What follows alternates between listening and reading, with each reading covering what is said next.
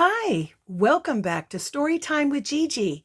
Today we're going to be reading another story from our Disney Friendship Stories, A Treasury of Tales. Our story today comes from Lion King 2, Simba's Pride. Enemies become friends.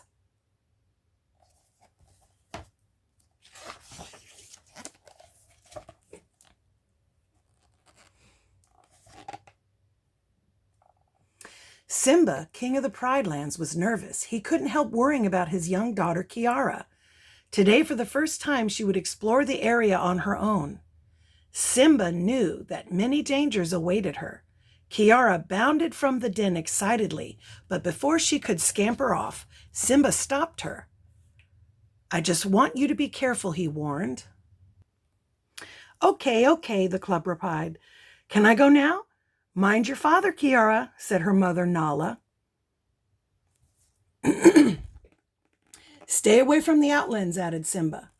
As Kiara left, Simba secretly sent Timon, a furry meerkat, and Pumbaa, a warm-hearted but clumsy warthog, after her. "Guys, I'm counting on you," the Lion King told him. "Danger could be lurking behind every rock." Kiara was fascinated by all the new things that she saw. She ran through the fields and tried to catch a butterfly, but it wasn't long before she spotted something even more interesting. The outlands, the area her father had warned her to stay away from. Snap! Kiara heard a reed break nearby. Unfortunately for Simba, Timon and Pumbaa weren't very good at spying. When Kiara saw them, she was angry. She ran away. And a few minutes later, she met another lion cub named Kovu. Together, the two went exploring, with Kovu leading the way. The cubs frolicked and played and even had a close call with some hungry crocodiles.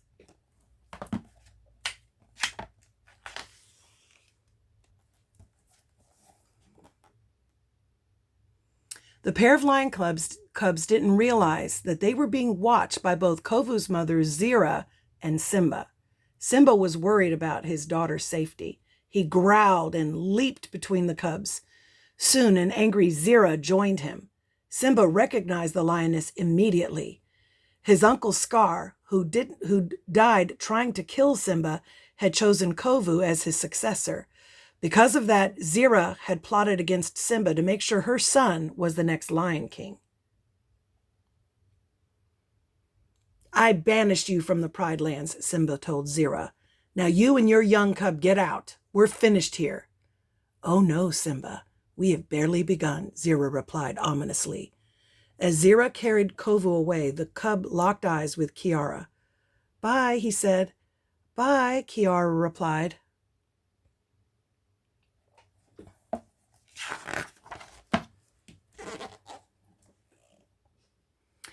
Time passed and Kiara and Kovu didn't see each other. Kiara grew strong and sleek, but Kovu changed even more. Zira had trained him to hate Simba and the other lions of the Pride Lands. One day it was time for Kiara to go on her first hunt, alone. "Daddy, you have to promise to let me do this on my own," she pleaded. Simba reluctantly agreed, but as Kiara left, he secretly sent Timon and Pumbaa after her. Simba knew that the outsiders were watching, waiting for a chance to avenge Scar's death. He didn't want them to hurt his daughter. As Kiara peered down the hill toward the plain, she spotted a herd of antelope. Her first hunt had begun. The lioness crept closer, then, snap, a twig broke under her weight. Kiara watched as the herd took off, quick as lightning.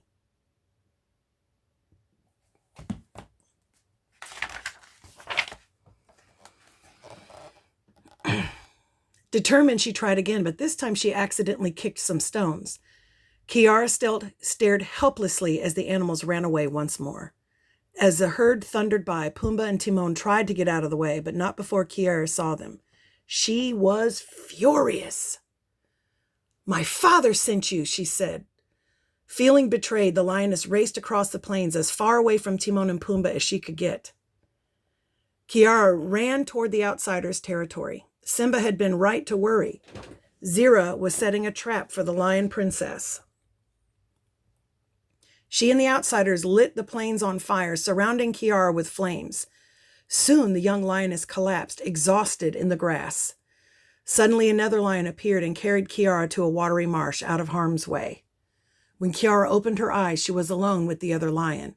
He seemed familiar to her, but she eyed him suspiciously. "Kovu?" she asked.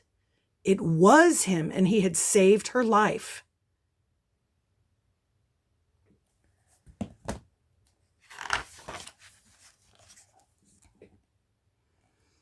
Moments later, Simba arrived on the scene, and Kovu asked to join his pride, claiming that he had left the outsiders.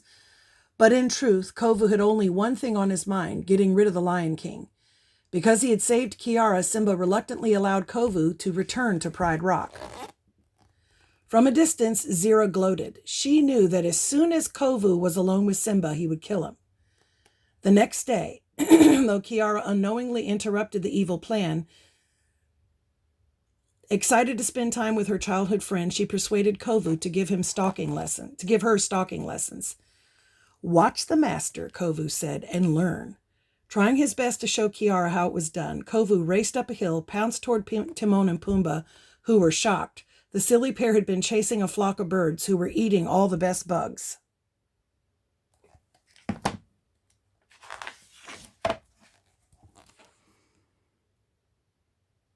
Timon and Pumbaa asked them to scare the birds away. Kiara let out a loud roar and started running after them. Kovu followed, but he didn't understand. "Why are you doing this?" he asked. Kiara laughed. "For fun," she exclaimed. Kovu had never done anything just for fun. He roared along with Kiara, and they took off after the birds. Even Kovu was enjoying himself, until all of a sudden they caused a rhinoceros stampede. The two lions ran in the opposite direction along with Timon and Pumbaa.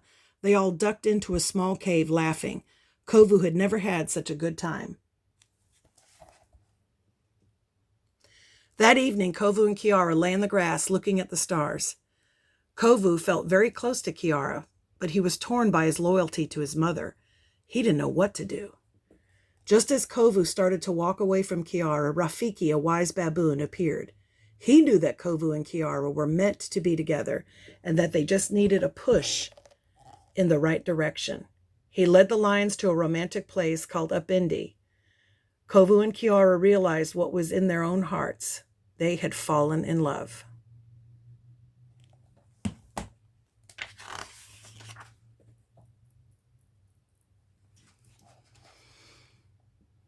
After the couple returned from Upindi, Simba noticed a change in Kovu.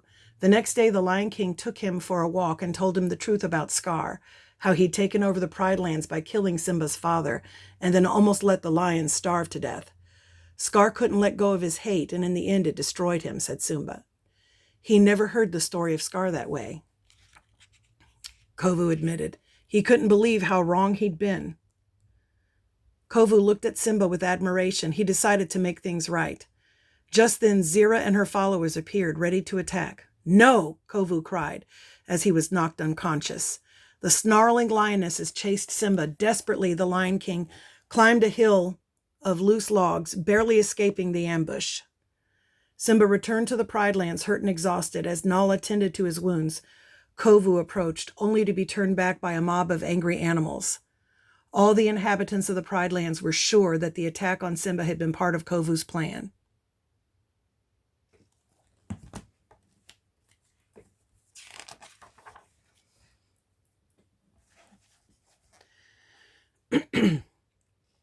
Kovu had tried to explain, but only Kiara believed him. When Simba exiled Kovu from the Pride Lands, the Lion Princess followed him. Soon, Kiara caught up with Kovu.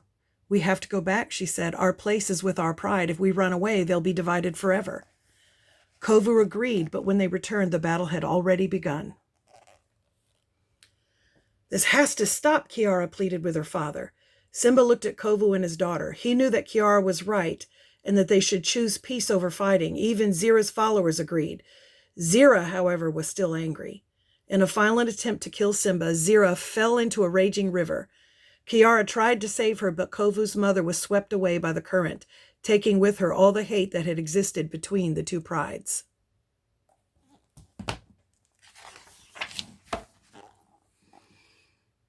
The animals of the Pride Lands finally lived in harmony. Nala and Simba warmly welcomed Kovu's pride. Together with Kiara and Kovu, they rejoiced in the newfound peace across the land. And that's our story. I hope you liked it. Make sure you like and subscribe and share with your friends. Bye until next time.